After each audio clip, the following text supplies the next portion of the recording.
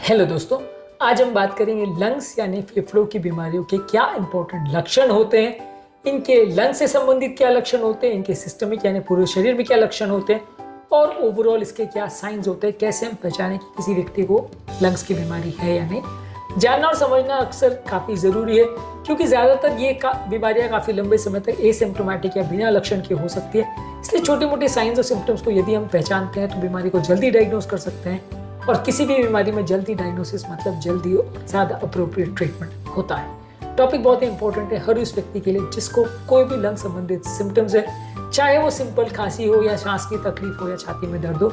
हर उस व्यक्ति को इस वीडियो को ज़रूर देखना चाहिए।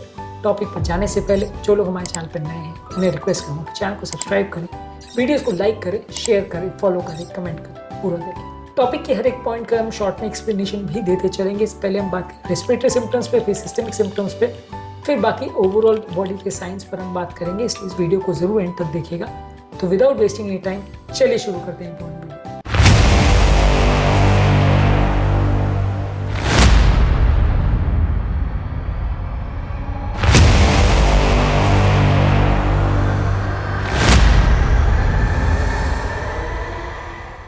सबसे पहले रेस्पिरेटरी यानी लंग से संबंधित क्या सिम्टम्स होते हैं। यदि किसी व्यक्ति को बार बार अगर परसिस्टेंट खांसी हो रही है जो कि जा नहीं रही है और कंटिन्यूसली धीरे धीरे करके बढ़ रही है तो ये लंग्स की बीमारी का साइन हो सकता है। खासकर तब जब ये खांसी सूखी ना हो और इसमें साथ में अगर कोई बलगम ज़्यादा आ रहा हो या इसमें साथ में ब्लड अगर आ रहा हो। तो यानी अगर खांसी आ रही है बार बार जो नहीं जा रही और कफ या ब्लड आ रहा है तो वो लंग्स की बीमारी का साइन हो सकता है। हेमोप्टाइसिस अगर किसी व्यक्ति को हो मतलब खांसी में ब्लड अगर आ रहा है तो डेफिनेटली लंग्स की बीमारी के लिए जांच करना आवश्यक है क्योंकि काफ़ी डेंजरस और काफ़ी कॉमन लंग्स की बीमारी का साइन है। इसके अलावा यदि किसी व्यक्ति को अगर श्वास की तकलीफ हो रही है यानी फिजिकल एक्सर्शन या कोई काम करने पर अगर उसको श्वास का तकलीफ हो रहा है जो कि उसकी दिन भर की एक्टिविटी के साथ इंटरफियर करता है, बहुत थोड़ा अगर ब्रेथलेसनेस हो रहा है तो उसके बहुत सारे कारण हो सकते हैं, लेकिन अगर ज़्यादा ब्रेथलेसनेस या सांस का तकलीफ हो रहा है तो डेफिनेटली उसको लंग्स की बीमारी के लिए जाँच करना आवश्यक है। इसके अलावा यदि किसी व्यक्ति को वीजिंग का प्रॉब्लम हो रहा है यानी सांस लेने के वक्त कोई रेस्पिरेटरी साउंड्स आ रहे हैं जो कि नलियों को नैरो इंडिकेट करते हैं, आप स्टेथोस्कोप से ऑस्कल्टेट करके ज़्यादा अच्छे से सुन सकते हैं। पर अदरवाइज भी अगर साउंड्स वगैरह आ रहे हैं, सॉइंग सॉइंग साउंड्स अगर आ रहे हैं तो ये लंग्स की बीमारी की तरफ इंडिकेट करेगा।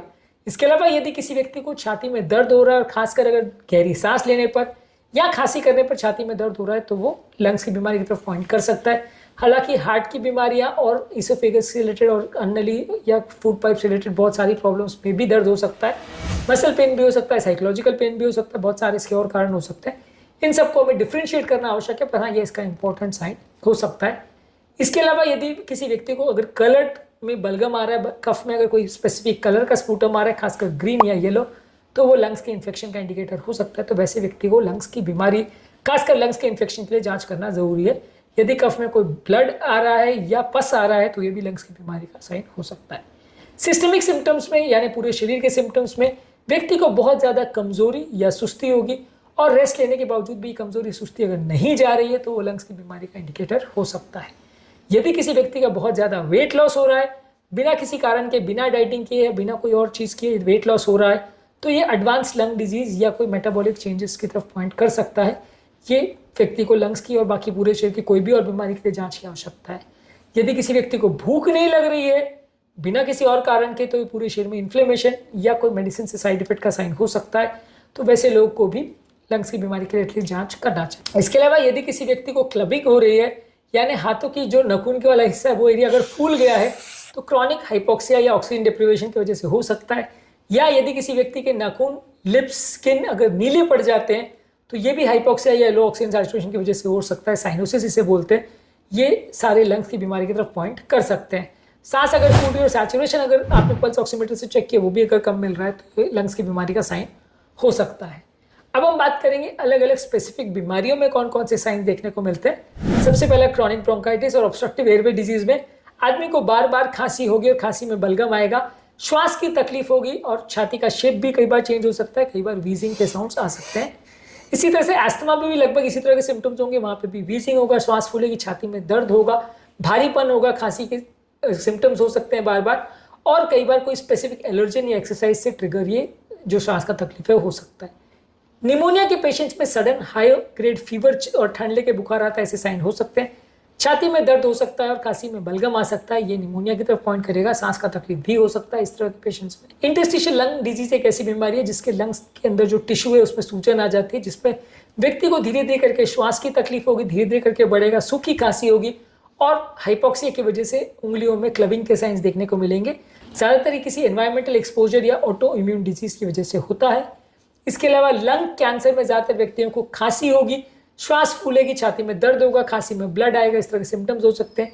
किस स्टेज का कैंसर और कहाँ पे कैंसर है उस पर हिसाब से सिम्टम्स चेंज होंगे। पल्मोनरी एम्बोलिज्म में व्यक्ति को सडन ऑनसेट छाती में दर्द। पल्मोनरी एम्बोलिज्म एक ऐसी बीमारी है जो लंग्स के अटैक जैसा होता है, जिसमें हार्ट से जो लंग्स में नली जाती है उसमें क्लॉट भर जाता है। इसके व्यक्ति को सडन छाती में दर्द होगा, सांस फूलेगी और हृदय की गति बढ़ जाएगी। यदि किसी व्यक्ति की ऐसी कोई हिस्ट्री है कि वो रिसेंटली बेड रिडन रहा है या पाँव में क्लॉटिंग वगैरह हुआ है या किसी व्यक्ति को कैंसर या प्रेगनेंसी, तो इस तरह की प्रॉब्लम्स हो सकते हैं। कुछ ऑक्यूपेशनल लंग डिजीज जैसे सिलिकोसिस और एस्बेस्टोसिस में भी व्यक्ति को लंग्स की बीमारियां हो सकती है। सिलिकोसिस में व्यक्ति को खांसी होगी, श्वास का तकलीफ होगा और बार बार छाती में इन्फेक्शन होंगे। कोई व्यक्ति अगर सिलिका इंडस्ट्री में काम कर रहा है तो ये उसी को होगा। उसी तरह से एस्बेस्टोसिस में कोई व्यक्ति एस्बेस्टोस इंडस्ट्री में काम कर रहे तो उसको होगा, या आसपास कोई इसकी फैक्ट्री है तो हो सकता है। इसमें भी व्यक्ति को श्वास फूलेगी, खांसी होगी, छाती में दर्द होगा या भारीपन होगा, इस तरह के लक्षण देखने को मिल सकते हैं। ज़्यादातर लंग्स की बीमारियों में ज़्यादातर फीचर्स ये होते हैं कि खांसी या श्वास का तकलीफ या इस तरह की कोई फीचर्स देखने को मिलते हैं जब आप पेशेंट का फिजिकल एग्जामिनेशन करते हैं, एक्सरे या सीटी स्कैन या पल्मोनरी फंक्शन टेस्ट करते हैं, या कई बार जो खराब टुकड़ा है या प्रॉब्लम वाली जगह उसका टुकड़ा निकालते हैं, बायोप्सी करते हैं, तो बीमारी कंफर्म कर सकते हैं और उसके हिसाब से आप पेशेंट का ट्रीटमेंट इनिशिएट कर सकते हैं। लंग्स की बीमारी एक सिंगल एंटाइटी नहीं है, इसमें बहुत सारे तरह के प्रॉब्लम्स आते हैं। हर एक तरह की बीमारी का अलग अलग ट्रीटमेंट है, इसलिए इसके लक्षणों को और इसके ओवरऑल साइन सिम्टम्स और मैनेजमेंट्स को समझना थोड़ा आवश्यक है। अलग अलग वीडियोस में हमने ये सारी चीज़ों के बारे में डिस्कस किया है। आज के टॉपिक में हमने बात करी लंग्स की बीमारियों के क्या लक्षण होते हैं इसके बारे में। उम्मीद करूँगा कि आज के टॉपिक में कुछ नया जानने को मिला होगा। इसके अलावा लंग्स की बीमारी संबंधित और भी हमने बहुत सारे वीडियोज़ किए, खासकर asthma, pneumonia, obstructive airway disease या एलर्जी संबंधित सारे वीडियोज़ को ज़रूर चेकआउट करें। टॉपिक एंड करने से पहले जो लोग हमारे चैनल पर नए हैं उन्हें रिक्वेस्ट करूँगा कि चैनल को सब्सक्राइब करें, वीडियोज़ को लाइक करें, शेयर करें, फॉलो करें, कमेंट करें, पूरा देखें। Thank you.